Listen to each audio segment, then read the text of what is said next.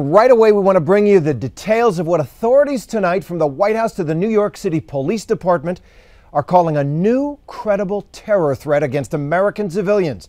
It appears that a puzzle piece fell into place in the last 2 days, and here now, ABC's Brian Ross with the latest. Brian? Well, Terry, the source of the information is not known to us, but officials say it was developed by the CIA overseas, described both as unconfirmed but also specific and credible. U.S. officials say tonight the plot was initiated by al-Qaeda's new leader, Ayman al-Zawahiri, who has pledged to avenge the death of Osama bin Laden.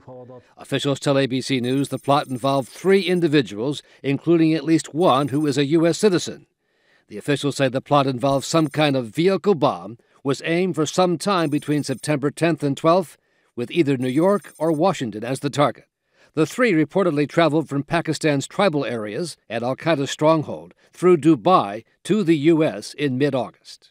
Al-Qaeda Central in Afghanistan and Pakistan is probably down to a few hundred people. But it doesn't take many people to do this kind of attack. In New York's Times Square tonight, there was no obvious show of an enhanced police presence beyond what is normally there. But the mayor and the police commissioner said the credible but uncorroborated threat would require a significant show of security across the city. We do live in a world where we must take these threats seriously, and we certainly will. The public is likely to see, and may be somewhat inconvenienced by, vehicle checkpoints at various locations throughout the city. U.S. officials have been bracing for just such a plot after discovering documents in bin Laden's Pakistan hideout, in which he called for a strike against the U.S. on the 10th anniversary of September 11th. In Zawahiri's most recent video last month, he called on his followers to focus on the U.S., track her down, he said, and make an example out of her. The United States has been looking very intently for the last few weeks for any sign of this attack coming, because it made sense to U.S. intelligence that al-Qaeda would try it.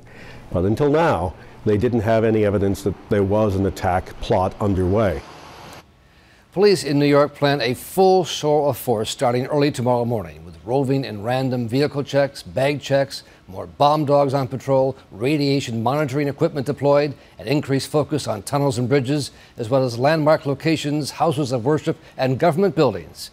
Police say, Terry, there will be an increased towing of illegally parked cars, bomb sweeps of parking garages, and a range of previously planned police exercises, with the National Guard putting heavily armed personnel all over the city. Terry? A credible threat, clearly. Thanks very much for that report, Brian Ross. I spoke at the White House earlier tonight. They said the president has received multiple briefings on this threat throughout the day. Now ABC's Pierre Thomas joins us. Pierre, what's happening tonight? What do you anticipate tomorrow from local police and federal law enforcement? Terry, I can tell you this potential threat is being treated extremely seriously. And tonight, just a bit ago, the FBI and Homeland Security sent out a bulletin warning 18,000 police agencies about their concerns. The bulletin lays out the basic details of the potential plot, namely that the threat is focused on New York City and Washington, D.C. It also warns the police that files found during the bin Laden raid that killed him indicated he was obsessed with trying to launch an attack on the U.S. homeland on or around the 10th anniversary of 9/11. They want police everywhere paying attention to any leads that might be related.